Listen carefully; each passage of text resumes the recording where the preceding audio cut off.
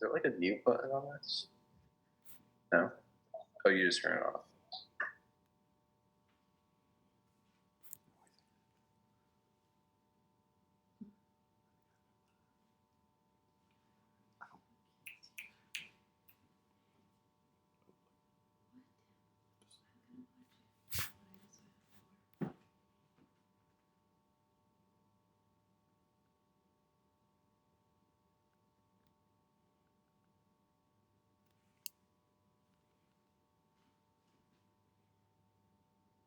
So that means Draper didn't go.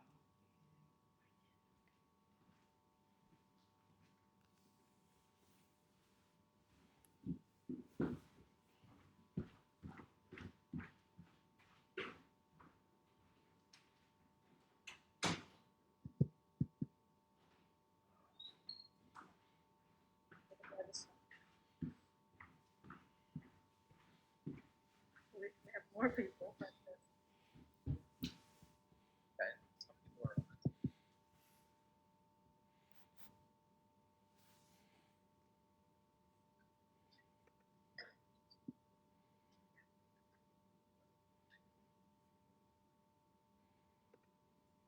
Hello, everyone. Welcome to chemistry seminar. So for those of you on Zoom, hopefully you can see the screen share right now, and I will start recording right now, okay?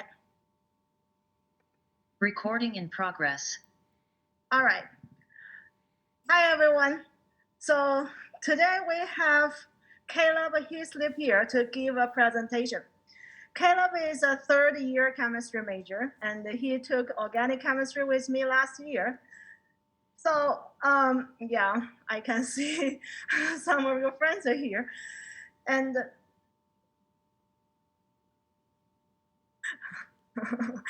yeah, and Caleb did a summer internship at University of Michigan, and he's going to talk about what he did there. And for those of you who are in the second year, this is something that you might be doing in a year. So, Caleb, the floor is yours.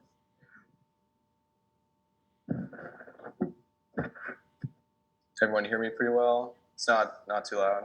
Okay. So yeah, can people on Zoom hear me pretty well? We get like a chat.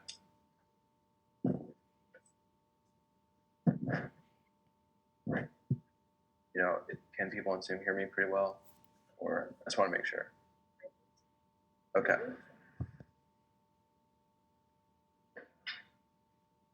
Okay, awesome. So yeah, for those of you who don't really know me, my name is Caleb Heaslip. As Dr. Shia just said, I'm a third-year chemistry major, and I was fortunate enough to. God, yeah. I was fortunate enough to spend the summer at the University of Michigan's medical school. I participated in the cancer biology research program. It was a great experience, and I'll share some of the research I did and the data, and then afterwards I can maybe expound more upon my experience there, and what I learned as a budding scientist, and as a future communicator of science, hopefully. I consider myself pretty fortunate because I've found a real, I guess, passion for being a physician scientist and, advancing medicine through research, but also through clinical practice. And what I researched this summer was diffuse intrinsic pontine glioma, and more importantly, targeting the metabolic vulnerabilities in that disease. So the lab I worked for, Dr. Dan Wall, he's a radiation oncologist at the University of Michigan, and the overarching kind of goal of the lab is to understand how altered metabolism contributes to resistance to radiation therapy in high-grade brain tumors.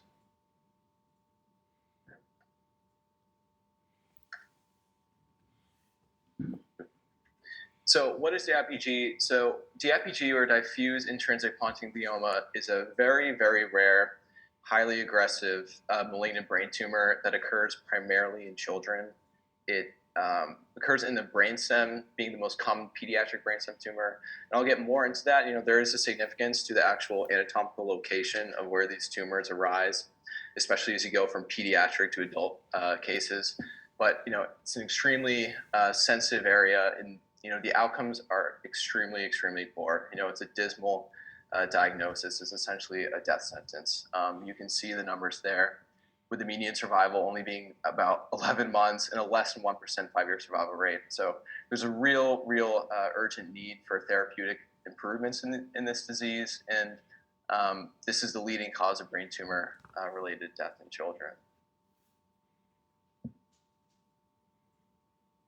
So kind of contributing to these really poor outcomes we see are a few key obstacles to treating DIPG.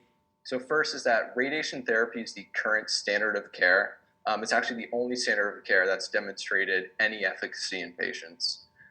So it's actually quite interesting. For the first 4, 5, 6 months of radiation treatment, the tumor size shrinks, clinical symptoms decrease and start to ameliorate. But at that kind of 5, 6 month inflection point, radiation just stops being effective at all. And in fact, some research has shown in vitro actually that radiation can actually help cells to proliferate and grow even faster. So it's a really difficult obstacle, and I'll get later into the presentation. Actually how cells acquire that resistance to radiation, even hijack it. There's a lot of kind of metabolic implications in that. Number 2 is that surgical resection is not an option for 2 reasons. This is a major limiting factor as well, is that number 1 is that DIPG occurs in the pons. If you think about where the pons is in the brainstem, many critical basic functions are routed through that area. So if you think about, your respiration rate, the coordination of your circadian rhythm, your sleep-wake cycle.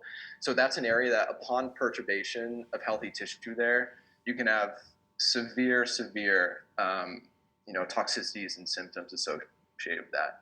And number 2 is in the actual name of the tumor, it's diffuse nature. So this tumor doesn't grow as like a robust mass you can kind of scoop out. It really weaves its way through healthy tissue. In the image I liked, I used this summer to kind of visualize that is when you have a ball of Play-Doh and you mix the colors together, really well. I'm sure you've done that as a kid. And, looking at that picture, it's very, very hard to find like a demarcation line between the different colors. If you were to try to separate those colors, it'd be very difficult to do so without doing considerable damage to the overall mass itself. So that poses a substantial barrier. And then last but not least is that chemotherapeutic strategies have been essentially ineffective at all. There's some efficacy that's been demonstrated in mice and in vitro, but when it comes to clinical trials in patients, it just hasn't been enough. It's essentially like you're giving them a placebo, honestly. So it's a really, really difficult problem. And before I get into this further, really just shout out to the families of these patients, because they've really, really helped to propel this field forward by being vocal about it. Because unfortunately, chemotherapeutic development for pediatric cancers tends to be behind, for development for adult cancers. That's due to many reasons, economical, in terms of case volume. These are rare cancers. Only 200-300 children a year get DIPG, so it's hard to run large-scale clinical trials. So there's not a ton of data available, but really the families of patients have made the research I did this summer possible. And contributing to foundations and funding this research is really important, and that's largely spearheaded by them. So. Okay, and then also a special shout out to 2 very, very incredible researchers who about 10 years ago really ignited a newfound interest in understanding this disease. These are doctors Nana Jabato from McGill University and Susie Baker from St. Jude's Children's Hospital. They both independently discovered the key driver mutation for this disease, which I'll get into right after this. But without their research, what I did this summer would not be possible, because my research was completely in the context of this mutation. And they're really leading figures in the field. And like I said, the progress they've made has really kind of helped to energize new research and understanding, but there's a long way to go. I remember listening to a lecture to Dr. Jabato, And she described it as this understanding was a transition from the Ice Age to the Stone Age. And the fact that, tackling this disease, we're essentially still trying to take down woolly mammoths with stones from, slingshots. There's a lot more to be done. So, and yeah, these are just those two kind of seminal papers pointing out that histone mutation that you may have read in the abstract that I'll get into shortly. But these two papers were essentially my Bible over the summer that I referred to, the one on the left being from Dr. Baker's lab and the one on the right being from Dr. Chabato's lab. Again, this ignited, this new understanding into the molecular profile of this disease. Okay, and this is really interesting. I'm not going to get too into it because, it's still pretty complex, but DIPG in high-grade malignant brain cancers, for that matter, are really a manifestation of abnormal development. And to visualize this, again, this is really neat, is that the far majority of pediatric brain cancers, as you see from the number there, 78%, occur in the midline area. And as the age of prognosis for malignant brain cancers gets older, they literally kind of traverse along a longitudinal axis to the brain, from the midbrain to the cortex. And it's really interesting because that suggests there may be a developmental basis to this disease. If you think of children, their brain is less developed. They have less kind of neuronal structures established in their cortex. Those tumors are all happening in the midline in the brainstem. So your pons, for example, your thalamus, DIPG is labeled there, and the pons with that K27M mutation, which I'll get into. But adult cancers, the far majority of adult malignant brain cancers occur in the cortex, which is that kind of cotton looking like thing that encapsulates the brain.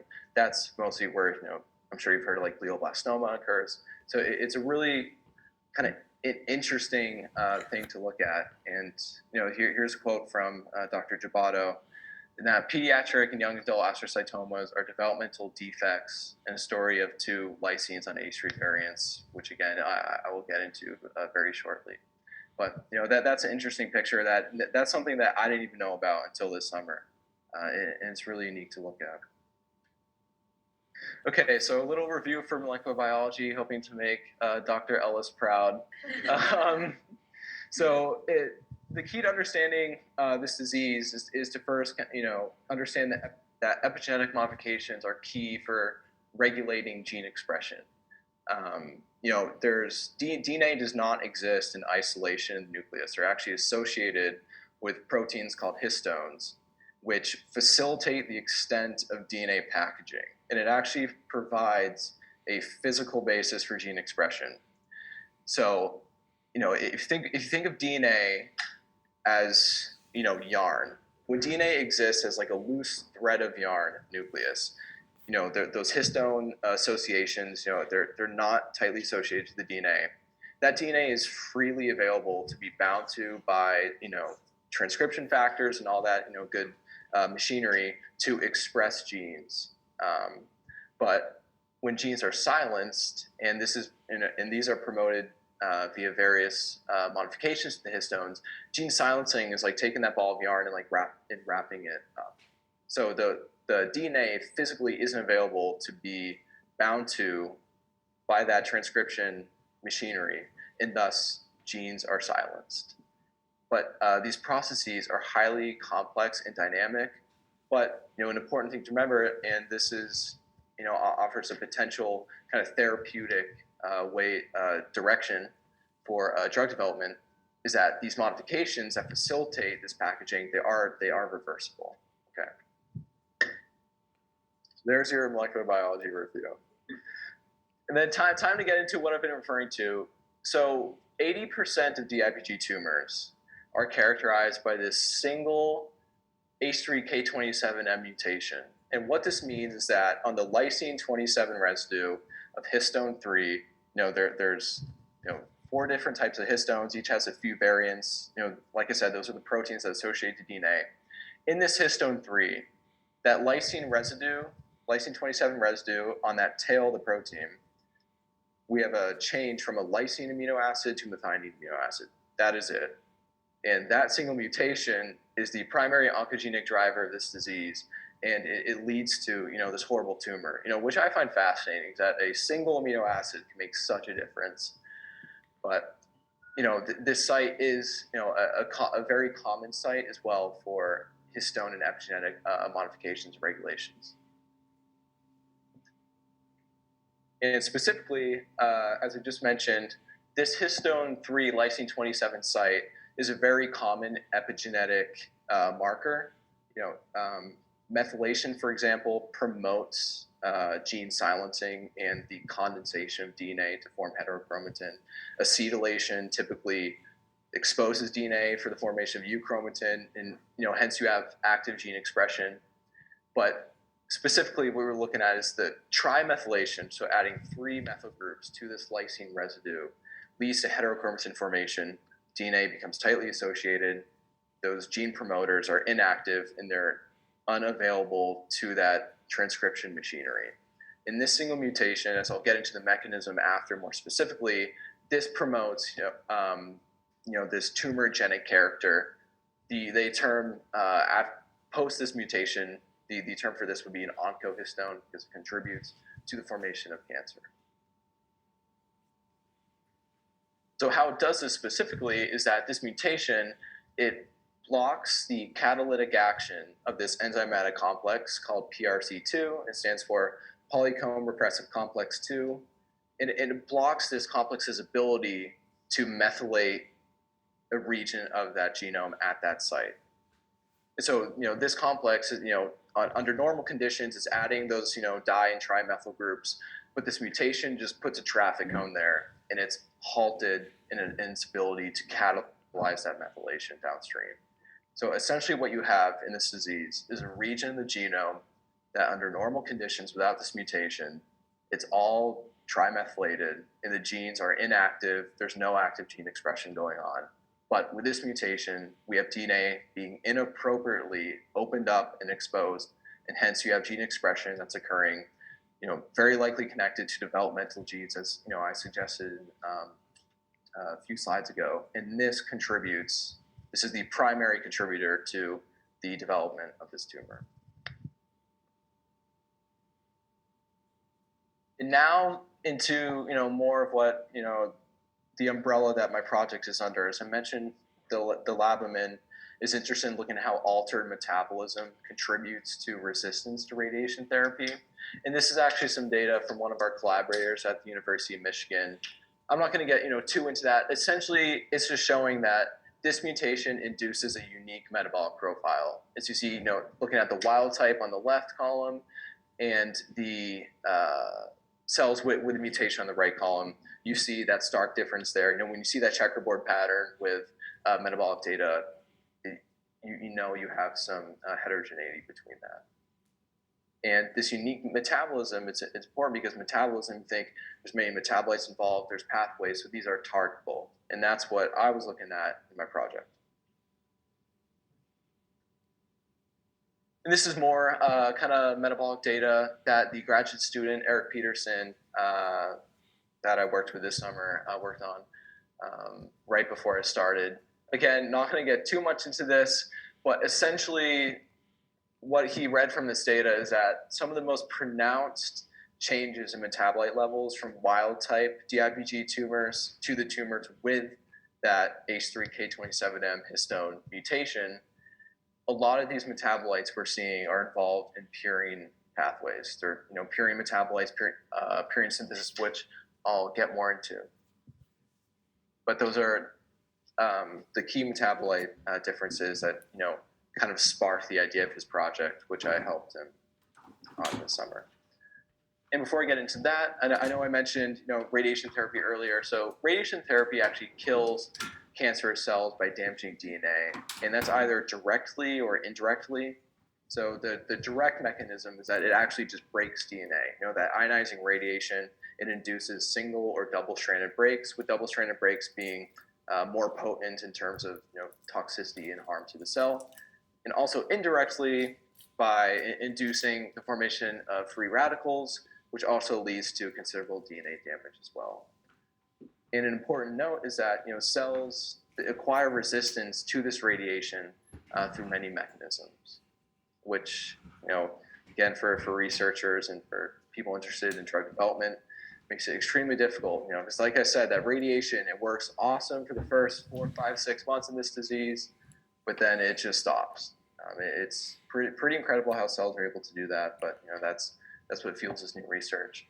And specifically, some of these mechanisms to radio resistance involve metabolism. So radiation therapy can induce many alterations in the metabolite molecules in the metabolic pathways themselves. And many studies as well have suggested a link between tumor metabolism and resistance to radiation therapy. And this is actually a study that I'll get into later in my presentation that the Wall Lab actually published in the context of glioblastoma, which is an adult high-grade brain cancer. But this is still a very active area of research. There's still a lot to know. Again, these metabolic pathways and how they actually connect to this idea of radiation resistance is still complex and largely unknown. Okay, so I mentioned the most pronounced metabolic differences in purine levels. And so just kind of quickly go over, the importance of purines. If you picture a cancer cell and it gets damaged by DNA, how does it stay alive? Well, it needs to repair that DNA, and it needs the components and basic building blocks to further proliferate.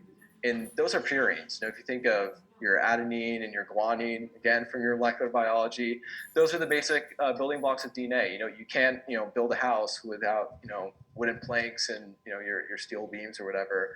That's what purines are. But purines are also really important energy carrier molecules. If you think of ATP, GTP, cyclic AMP, that are heavily involved in all these metabolic pathways and giving the cell, that sustenance and energy to repair that DNA and carry out those processes.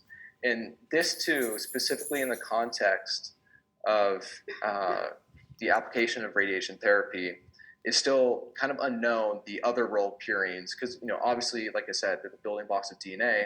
But one of the members of the Wall Lab that I was in this summer is actually actively studying this, how specifically purines are involved in DNA damage response pathways, specifically as signaling molecules like GTP and ATP.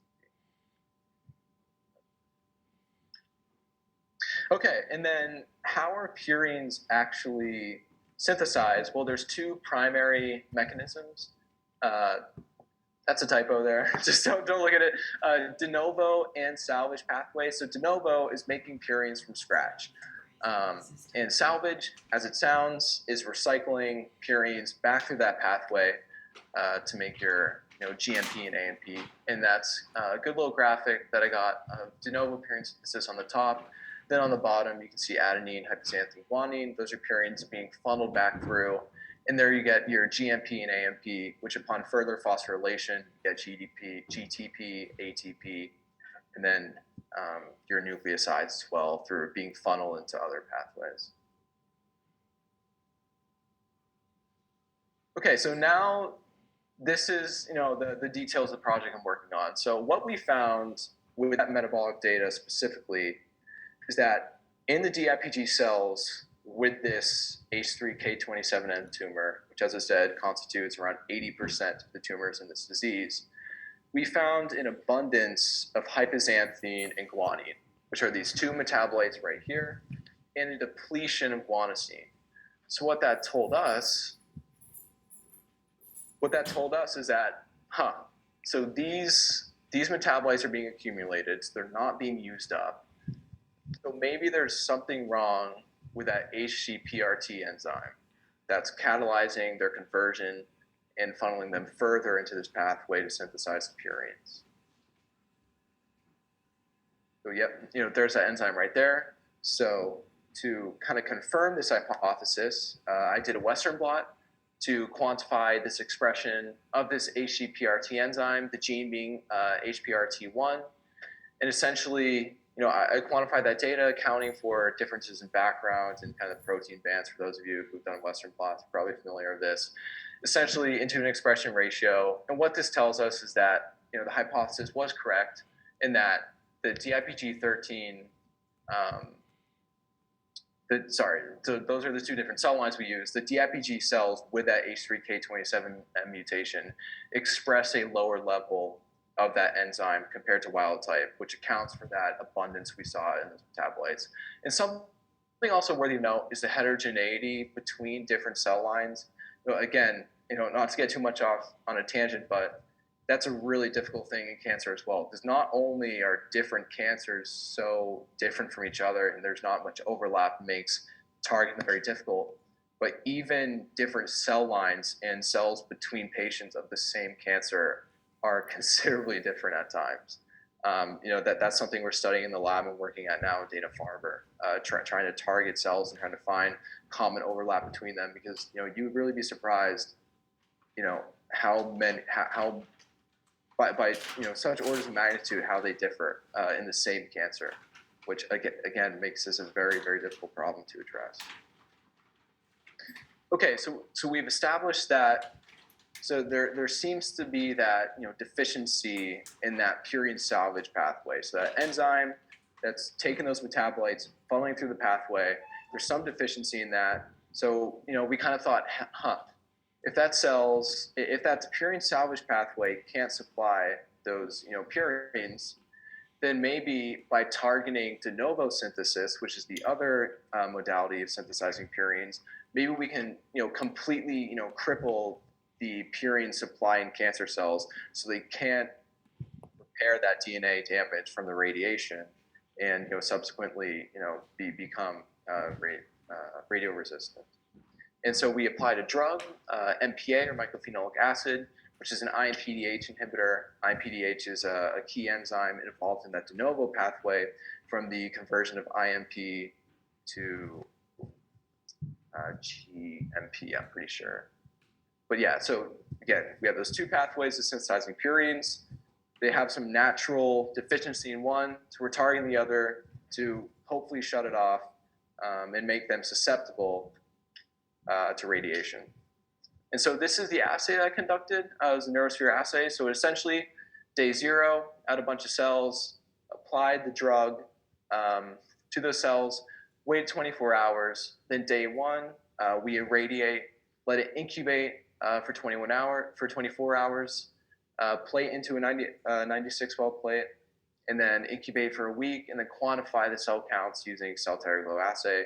For those of you who aren't familiar, cell titer glow, it's an assay to essentially quantify cell count. So the cell titer glow reagent, it reacts with ATP, produces a luminescent signal that you essentially read through machines. The idea is that the more signal you have, the cell count, there's a higher cell count because cells that are dead are not going to be metabolically active, hence they're not producing ATP. And I should qualify that by saying the only reason you can make that conclusion is by pipetting the same number of cells into each well. So yeah. And then that's a little more insight into the setup I did. So we have 3 different drug concentrations, a 0 micromolar control, then 1 and 10. And then within each of those groups, we have 4 different radiation doses, 0 gray, 2, 4, and 6 gray. So 12 groups in total that gave us a decent amount of data to work with and kind of form those conclusions.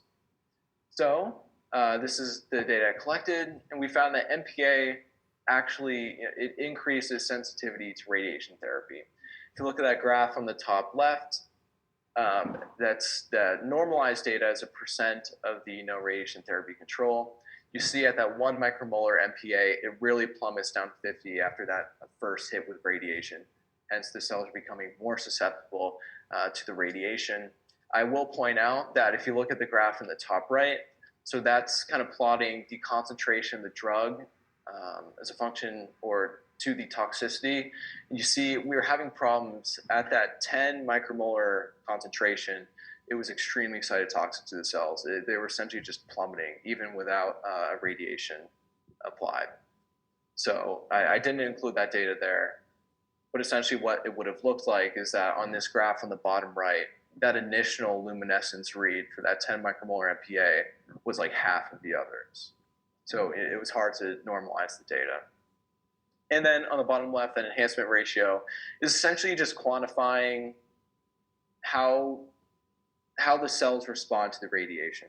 So with applying the drug, this MPA, with radiation, it's substantially, the decrease is more substantial compared to without any drug. And again, I should have prefaced this by saying all the research in this lab was in the context of combining chemotherapy with radiation therapy. Because as I said, radiation therapy is the current and only standard of care that demonstrates some efficacy. So any trials, testing new chemotherapeutic regimens, the ideal, most effective is in combination. So, radiation therapy plus chemo.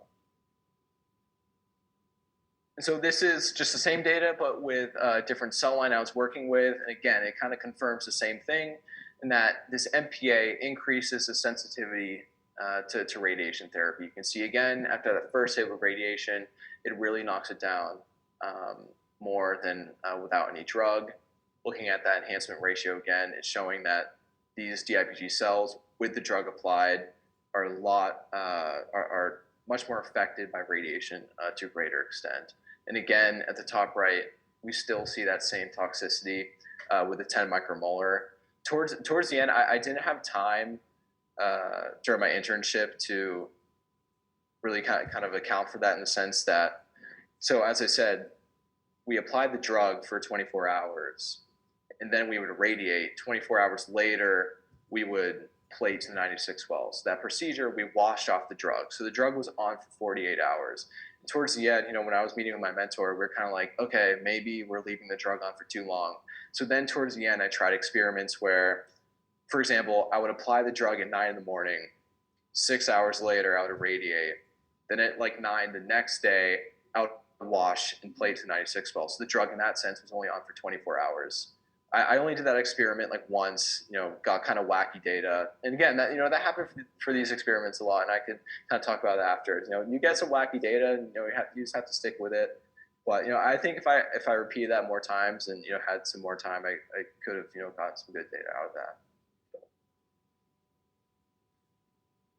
Okay, and so what's pretty cool about this project is that it's kind of confirming a hypothesis that the Wall Lab actually published, and they found a very, very similar thing in that purine metabolism seems to regulate DNA repair and radioresistance in glioblastoma, which is an adult high-grade malignant brain tumor that occurs in the cortex. And they found that these metabolites correlate significantly with radiation resistance. And the important thing is that this was found across genomically distinct cell lines of GBM. So as I mentioned earlier, there's a lot of heterogeneity between cell lines of the same tumor. And what's important about targeting this purine metabolism is that no matter what your differences in phenotype are, to repair DNA and to proliferate, you need purines. So hopefully targeting purine metabolism, as this project shows, as well as this paper that was published in 2020 by the Wall Lab, is that this can offer a new method of treating these brain tumors that again have dismal outcomes and really need therapeutic improvements. So yeah, DNA repair was inhibited by specifically targeting GTP synthesis. You can see in that figure in the top left, essentially the same thing. They applied the same drug to that IMPDH enzyme, which downstream of that produces GMP. Upon further phosphorylation, you get GTP. So again, it makes sense, inhibiting that synthesis of GTP, which can then lead to guanosine nucleotides. Those cells were hampered in their ability to repair that DNA after radiation therapy.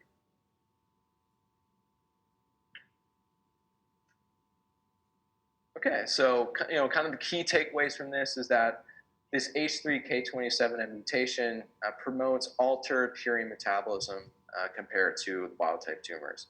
Again, this mutation is found in 80% of these tumors. It's pretty fascinating how such a large portion of this disease is really just ignited by that, single amino acid mutation. And it makes it very interesting to research, but, little disheartening the fact that only one mutation and, the, decades of research have really struggled to, address that and improve outcomes for patients. This project showed that in vitro targeting of de novo purine synthesis using MPA increases radiosensitivity to H3K27M mutant DIPG tumors. And again, as I just showed, prior research, out of the wall lab especially, has established that inhibiting purine synthesis may be a potential strategy to treat these high-grade glioma tumors. And I guess, the final takeaway is that therapeutic targeting of purine metabolism in combination with radiation therapy is a promising strategy for improving, much needed outcomes in this disease. So just for a few acknowledgements, specifically Dr. Dan Wall, who is my principal investigator. As I said, he's a radiation oncologist at the University of Michigan. He was really, really generous this summer, with making me feel part of the team and offering all his insights. And I got to shadow him a few times and really, immerse myself in that lifestyle of what being a physician scientist looks like. And it really only strengthened my desire to pursue this career. And additionally, Eric Peterson, who's a graduate student in the cancer biology program, and he's worked with very closely this summer. This is my first experience doing like wet lab research, doing bench work. And he was super patient with me. I'm not going to mention the Western blot that I did the membrane transfer in the wrong direction, even though I just mentioned that. But yeah, all the wall lab members right there, CARSIP program, the people kind of helped my onboarding. And what this taught me, I couldn't say enough positive things about the University of Michigan. It was everybody there was super humble. Every other week I was having a lab meeting with a real kind of pioneer and leader in the field. People who are Howard Hughes medical investigators, and there's really just no ego attached onto it at all. So it was really, really great experience. And here's a few action shots. Me representing MCPHS. In that left photo, that was one of our bi-weekly luncheons. So every 2 weeks, a graduate student would present their research, and we all have lunch together. I'm actually wearing the same sweater right now. And then my PI, Dr. Wall, he was kind enough to give me a little shout out on Twitter. I feel bad, I don't have a Twitter account, so he couldn't tag me to it. But maybe that was a sign that I should get more connected on social media, I guess. But, yeah. But yeah, that was me delivering that presentation. I only had 12 to 15 minutes to do it, so I was kind of racing through it. But yeah, I guess, I can go over some questions, maybe discuss a little more, expound upon my experiences, a bit more in depth. And yeah. I'd like to go back to your MPA readings. Since you mentioned you did radiation and then measured, and you had 3 different types. You had 0 micromolar, 1 micromolar, 10 micromolar. 0, 1, and 10 micromolar, yeah. What is the 10 micromolar? It was so what I was trying to get at is that if you see the graph in the top right with the toxicity, see how it just shoots down to 50? So that at that concentration of drug, we're having problems, making reasonable conclusions from the data, because at that point we didn't know if what we were seeing, what was from the actual, drug and radiation working together, versus it was just so saturated in drug that it was just killing the cells. So what I mean is, can you see the pointer? Yeah. So for this bottom right, so these are the raw values. The graph on the top left, that radiation response curve, that's all normalized to the percent of the non-radiation control. So essentially each of these values, we standardized it to this gray line right here, which got no drug at all. But for this one, at the 10 micromolar, that initial luminescence value, because the idea is that, if you're getting no radiation, they should kind of start off at the same point, but this was like right here. So already without any radiation, that concentration was just plummeting the cell number. So, and that's when I said, if I had more time in the program, we would have left the drug on for maybe, a bit less, or maybe tried a concentration of like 5 micromolar. But, we unfortunately didn't get to that. But, what was good is that with the 1 micromolar concentration, we got the results that, we were looking for. But again, I would love to have had more time to do this. That's the thing that kind of, sucks about these 10-week internships is that, once you get into it, it's like you're almost done. Because I remember hearing a quote that's like, the unit of time in a research career is a decade. So 10 weeks really is, a very short amount of time, kind of get this stuff rolling. But did that answer your question? Yes, Yeah. Okay. I'm just guessing right now you're working with cell lines, and it seems like you're working. So the next step will be the delivery of the drug. What do you mean method of delivery? How would you deliver it to? So that actually brings up a good point that I probably should have brought up. So MPA, the Wall Lab, we're actually during the summer, it is still ongoing, doing clinical trial in adult GBM patients with MPA. So MPA is actually the prodrug of MMF. So MMF, cancer, these cancer patients, they take it, it gets metabolized in the liver, and what gets delivered to drugs, to the brain is MPA. But again, that brings up a really good point, and that method of delivery is that, I think I forgot to go over, is that the blood-brain barrier makes it extremely, extremely difficult to deliver drugs. That's the biggest hampering to delivering chemotherapies. If you're doing it, through the bloodstream to these tumors in the brain. So we need. I know there's kind of nanoparticle and nanolipid technologies kind of cross the blood-brain barrier and hopefully diffuse into the tumor site. But that's still an ongoing area of research, and the dosages that they get to the tumor, I know, are still not what is desired. But again, definitely, in patients especially, it's very difficult to deliver those drugs into the brain. I know it's easy to do it in culture when you have no membrane blocking you. But yeah, Anthony. Is that why you guys are like? It's not like we only prefer to use radiation because it's the only thing that's been shown to work. I know, for DIPG especially. For GBM, I know there's a common drug called temozolomide that is used as a chemotherapy, almost always in combination with radiation therapy and surgical resection. What's tough is that DIPG, you can't surgically resect it. Radiation is the only standard of care that's shown efficacy in humans. Pretty much every clinical trial for drugs trying against DIPG, they just don't work at all. They don't help in addition. So the effect of radiation therapy plus the chemotherapy is essentially equivalent to the effect of radiation on its own. Yeah. Yeah. When you were doing this, I'm assuming you did it. So it was cool because I handled all the in vitro experiments. So growing cells in culture, doing the Western blot stuff. The graduate student I was working with, he started a mouse experiment, kind of halfway through using this kind of same drug. But he was doing like the in vivo stuff. My question was like.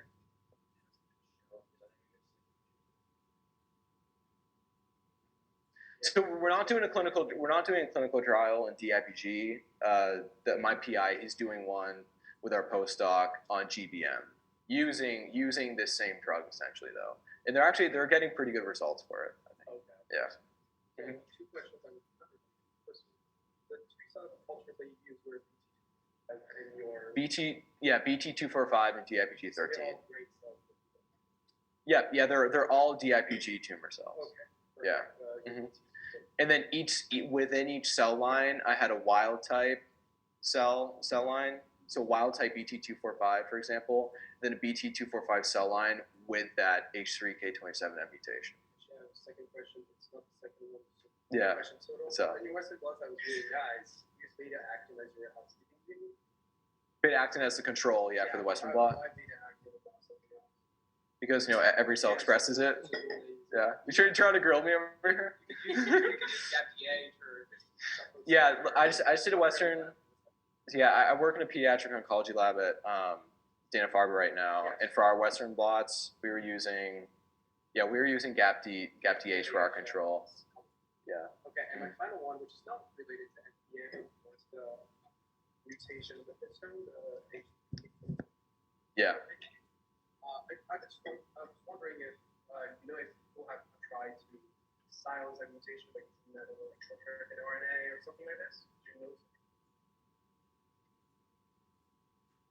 You mean like in humans? Yes. Trying to target that mutation? If they have mice model of the same disease. I was wondering because, especially in the recent years, shRNA has become more and more used just because it's such a good technology. I was wondering if anyone has stumbled on that. That's something, to be honest, I'm not sure. I'm sure people have tried. I think, these are very difficult to target, because, these epigenetic modifications, histones, they're like, as a slide, suggests, very complex and dynamic. But it does offer the potential for targeted therapies. I would say there's probably more the focus on trying to, I guess, remethylate that area. But to be honest, I'm not sure. Yeah. Yes. Mm-hmm.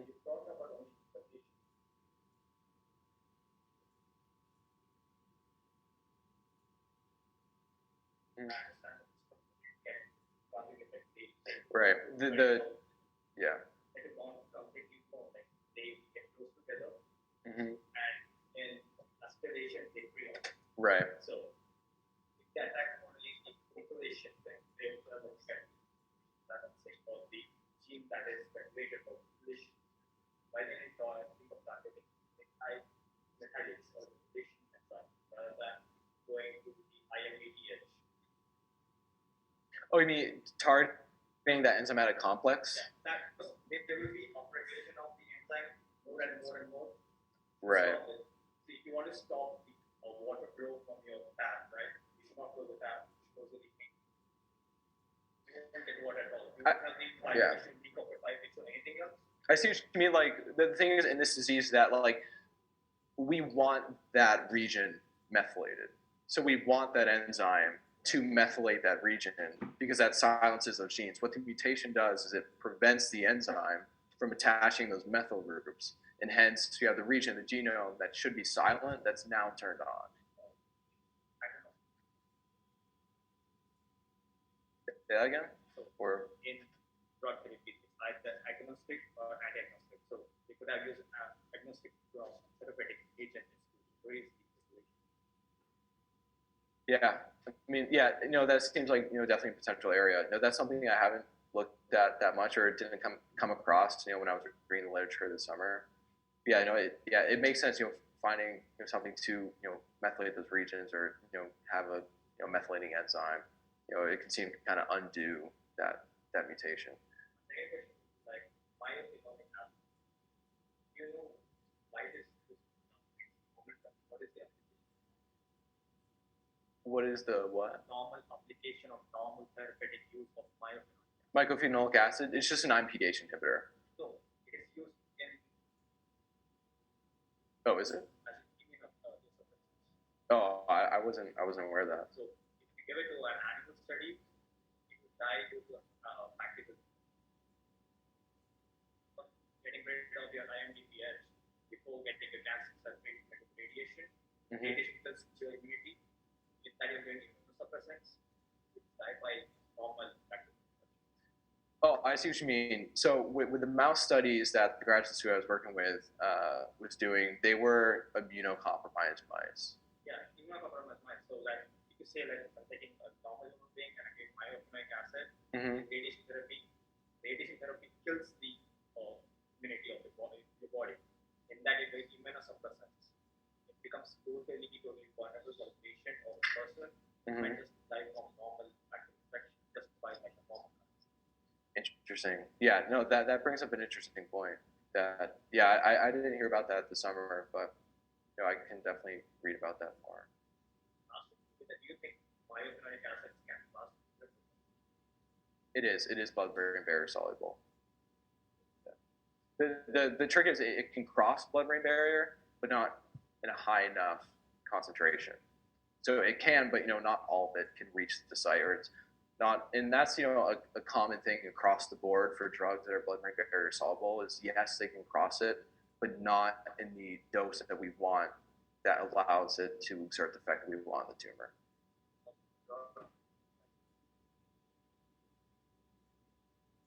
I'm not sure. Yeah, I'm not super aware of the, I guess, medicinal chemistry of the drug. I was only kind of researching from the molecular biological perspective.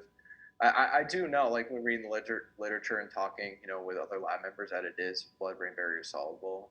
To which extent, I'm not sure. It's a good question. Yes, Emily. When you were doing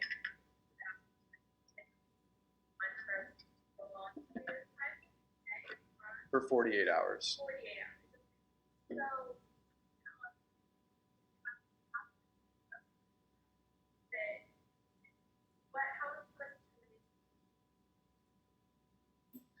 I don't know. I think it was just kind of arbitrary. That was previous studies they did. They would leave the drug on for various time points of 24, 48 hours. I was wondering if you're trying to saturate all of your cell lines with and see what it's trying to model the half-life of the drug so that you can test if the drug is just impacts the blood-brain barrier, how long is it going to stay in your lasting effect, and then what would that kind of be? I was just curious to see if you were like what kind of route. I know, what it can offer is that you have to apply the drug before the radiation, because the radiation when it hits the cells, that's immediate. That ionization occurs right away. But with drugs, especially ones that's being incorporated into pathways, it takes time to do that. So if you hit them with radiation first and then apply drug after, you couldn't necessarily conclude that the effects you were seeing were in the context of the drug being there. So I remember actually asking that question. I was like, why do we actually apply drug first? And my PI explained it. He's like, you need to give the drug time to incorporate itself in there. Then you irradiate, when the drug's already there and kind of, working its magic, then you see how it affects that response. Specifically like time points, like I know in the lab I'm working with right now, like we apply drugs and like we do time points of 24, 48, 72, 96 hours. What's that? Cell penetration assay. For cell for time, and you isolate the cell by cell lysis, then you do a sensitivity test and find the amount of drug passed through the cell. Was there any studies on that? Or We didn't do a cell penetration assay. We just apply the drug, for 48 hours and then irradiate after. I know other lab members might have been doing that, but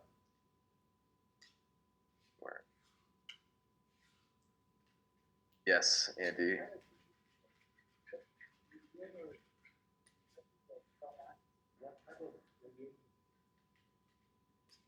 What do you mean? What type of radiation? I think it was just ionizing radiation. Like we just had the same type of radiation as a patient would receive.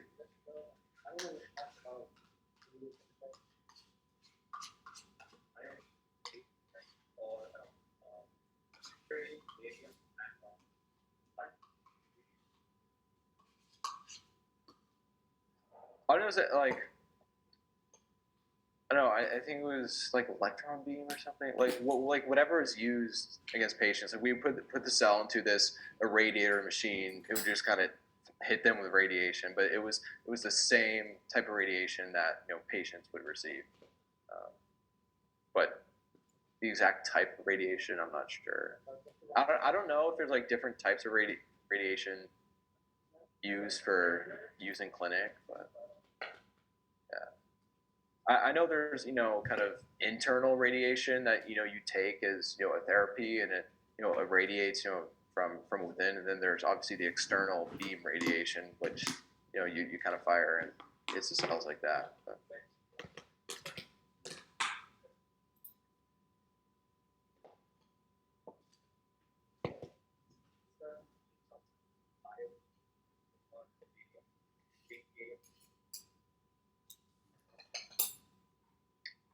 Yeah, not in any meeting I had or shadowing the radiation oncologist I was working for, like when he was going over radiation treatments, there was no mention of the exact type of radiation. It was just, what they were just talking about radiation being applied. The exact type I couldn't say. But I think it was the same. I know the same type of radiation, especially he used because all of his patients had high grade brain tumors. It was the same radiation he was using. But again, like the exact type of like iodine, cobalt, I'm not sure.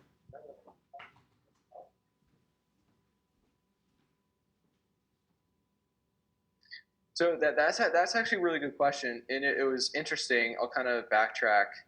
So that's what you kind of wear for radiation. It's actually really uncomfortable for patients. It's claustrophobic, and they make this kind of plastic mesh, mask that you kind of have to, sit still in for, half hour, and then there's, this machine that kind of revolves around you and like fires the beams of radiation. It was actually really cool. Like when I was shadowing my PI, he was showing me how he plans his radiation treatments, and it's this really cool kind of computer software.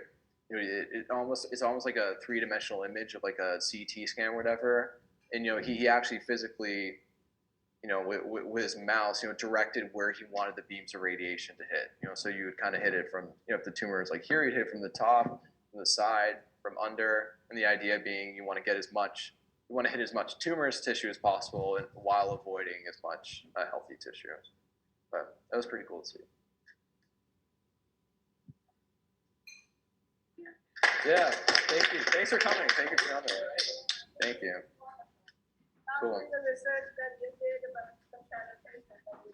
Thank you. Thank you very much, Dr. Shia. Thank you all for coming, especially those on Zoom. Oh yeah, does anyone? Oh, there's a Zoom chat. Maybe there's a question there. More chemistry research, more biological research for you in the future. Aha! That's a really good question. They're both really interesting. So far, the labs I've worked in have only been more kind of molecular biology, but I do find myself really, really interested in kind of the chemical aspect of kind of drug synthesis and design. I went to a talk this summer at the University of Michigan with a pediatric oncologist from Seattle Children's Hospital, and his lab was working on synthesizing novel, peptides and proteins to be used to target cancer and actually developing drugs. And his background was in pharmacology, and I thought that was a really unique perspective. It's kind of more at the drawing board and more creative aspect. I would like to experience it first. Working, doing kind of basic organic chemistry research, in the context of drug design and development. But they're both really really cool areas. Well, thanks for your question.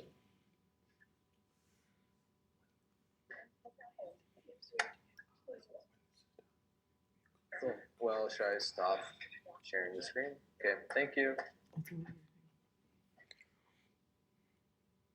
Recording stopped.